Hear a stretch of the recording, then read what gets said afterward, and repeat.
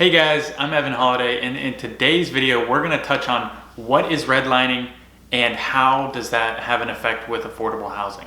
And so before we dive in, if you enjoy this type of content, if you want to see more of this content, make sure to subscribe, also like this video, and be able to share this video with those you know. So what is redlining? So redlining is really just the systematic prejudice against families of color and people of color.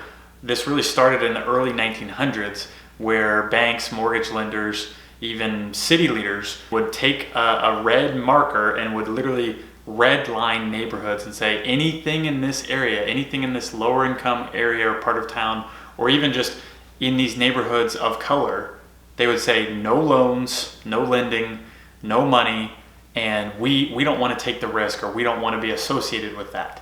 And so, as you can imagine, that literally cut off so much opportunity for families of color, and that had a compounding effect over many generations. I mean, think about it. That started in the early 1900s, and we're still seeing the effects of it today, where families, it started out as not being able to get a mortgage, which led to not being able to afford home ownership or not being able to break into home ownership. And then that's really one of the best ways for a lot of American families to build wealth, is by home ownership and the appreciation and the value and the equity building of home ownership. So they're missing out on this whole opportunity.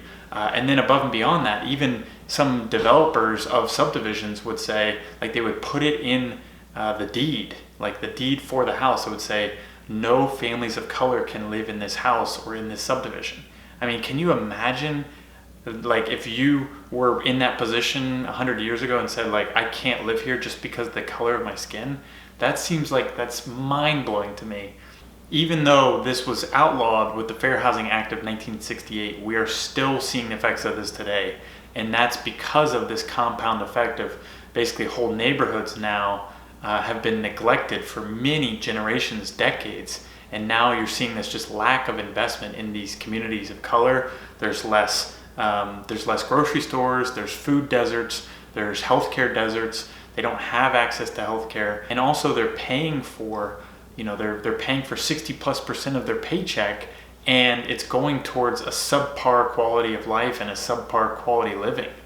And by no means am I an expert on redlining and in all the interworkings of redlining. This topic goes way more deep than what we're talking about and what we're covering today. But I have seen the effects of redlining, being a community developer, working and providing affordable housing for communities and helping redevelop these communities. I've seen the long-lasting effects, and that's something that's honestly a big part of our mission, is combating that. But if you guys do want to learn more about redlining, make sure to check out the book. It's called The Color of Law. We'll put a link below so you can find that book, but that's a phenomenal book. It literally breaks down like year by year, decade by decade, the amount of discrimination and redlining it will blow your mind. So highly recommend that book. So how do we solve this redlining problem and this big issue? It really comes down to many different factors, and what we do at Holiday Ventures is we're focusing on providing opportunity in these redeveloping neighborhoods and helping provide quality housing, quality affordable housing in these communities. This is just one piece of the puzzle of solving the greater problem of closing the wealth gap that's been created by redlining.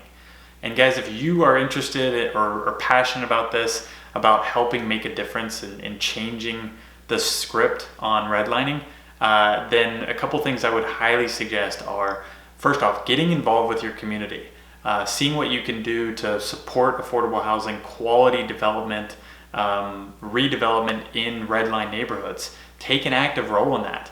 Don't be passive. Take an active role. Also share this video. Let others know about redlining. A lot of people don't even know about it or turn a blind eye to it. And lastly, I would say connect with us if you're interested in learning more or want to be involved or get more involved within affordable housing. And like I said, I am no expert on redlining, but if you'd like to learn more or get more in depth on redlining, go to the links below. We've put a few resources there that can really help educate and help you learn more about it.